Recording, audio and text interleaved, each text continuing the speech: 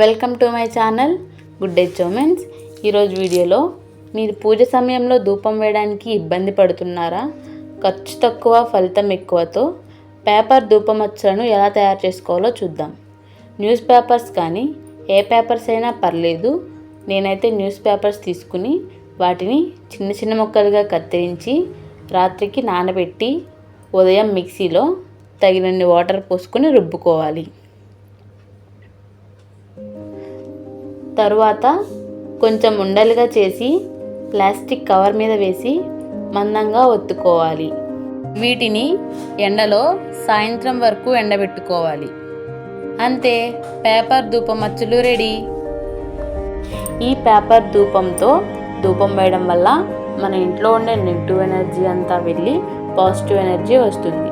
ఈ అచ్చులను మనం గ్యాస్ మీద కత్తెర సహాయంతో కాల్చుకోవాలి. ఇలాంటి మంచి మంచి వీడియోస్ కోసం మా గుడ్ డే చోమెన్స్ ఛానల్ని సబ్స్క్రైబ్ చేసుకోండి. Thank you for watching.